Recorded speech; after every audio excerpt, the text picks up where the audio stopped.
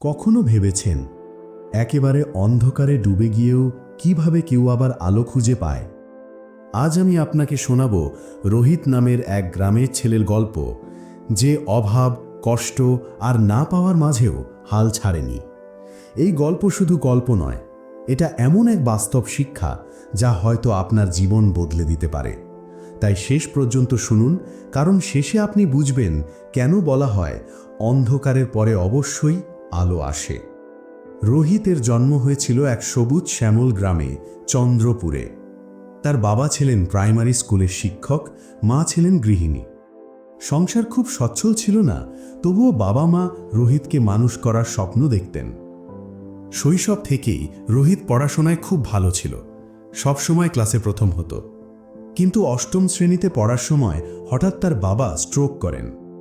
মাসের পর মাস বিছানায় পড়ে রইলেন। সংসারের দায়িত্ব এসে পড়ল মায়ের কাঁধে। মা হাতের কাজ করে সংসার চালানোর চেষ্টা করলেন। রোহিত বুঝতে পারল পড়াশোনা চালিয়ে যাওয়া এখন অনেক বড় চ্যালেঞ্জ।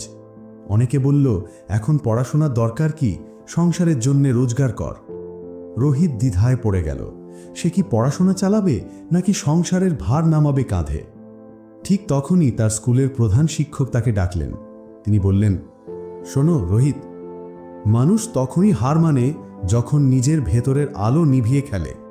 তুমি যদি এখন থেমে যাও, তাহলে শুধু তুমি নয়, তোমার মা বাবার সব স্বপ্নও শেষ হয়ে যাবে। তুমি এগিয়ে যাও, আমি যতটুকু পারি পাশে থাকব। শিক্ষকের কথা রোহিতকে নতুন শক্তি দিল।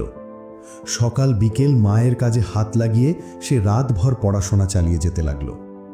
কঠিন সময় তাকে আরও শক্ত করে তুলল। তবে দিনগুলো সহজ ছিল না। অনেকদিন টিফিন খেতে পারেনি, অনেকদিন খালি পেটে স্কুলে যেতে হয়েছে, কিন্তু সে একবারও হাল ছাড়েনি। এসএসসি পরীক্ষার সময় পুরো চন্দ্রপুর গ্রামে বিদ্যুৎ চলে গিয়েছিল। রোহিত কেরোসিন ল্যাম্পের ক্ষীণ আলোয় রাতভর পড়ল। ফলাফল বের হওয়ার দিন রোহিত জানল সে জেলায় প্রথম হয়েছে। পুরো চন্দ্রপুরে আনন্দের ঢেউ বয়ে গেল। বাবা মায়ের চোখে জল এলো, তবে সেটা দুঃখের নয়, গর্বের জল। এরপর রোহিত ঢাকায় ভর্তি হলো বিশ্ববিদ্যালয়ে।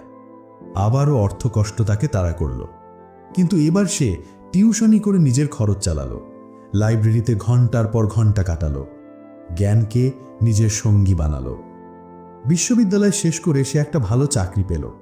প্রথম বেতনের টাকা হাতে নিয়ে সে মাকে বলল, আমরা আর অভাবের ভয়ে কাঁপব না, এই অন্ধকারের পরেই আলো আসে। আজ রোহিত দেশের এক নামকরা প্রতিষ্ঠানে কাজ করছে। সে আবার তার গ্রাম চন্দ্রপুরে ফিরে গিয়ে একটি ফ্রি স্কুল খুলেছে, যেখানে গরিব ছেলেমেয়েরা বিনা খরচে পড়াশোনা করতে পারে। সে সবাইকে বলে, জীবনে অভাব আসবেই, কষ্ট আসবেই, কিন্তু তুমি যদি স্বপ্ন আঁকড়ে ধরো আর সাহস রাখো, তাহলে সেই অন্ধকারই একদিন আলো হয়ে যাবে। বন্ধুরা, রোহিতের মতো অনেকেই আছে যারা দারিদ্র্য, কষ্ট আর হাজারো সমস্যার মাঝেও স্বপ্ন আঁকড়ে ধরে রাখে। আজকের এই গল্প আমাদের শেখায়, হার মানলে নয়, লড়াই করলে একদিন জয় আসবেই। আপনার জীবনেও হয়তো কোনো না কোনো অন্ধকার আছে, কিন্তু মনে রাখবেন, অন্ধকার যত গভীর হয়, আলো ততটাই উজ্জ্বল হয়ে ফিরে আসে। যদি গল্পটা ভালো লেগে থাকে, তাহলে একটা লাইক দিন, কমেন্টে লিখে জানান আপনার মতামত। আর এমন আরও অনুপ্রেরণামূলক গল্প পেতে আমাদের চ্যানেলটি সাবস্ক্রাইব করতে ভুলবেন না। আবার দেখা হবে নতুন কোনো গল্পে। ততদিন ভালো থাকুন, স্বপ্ন দেখে যান।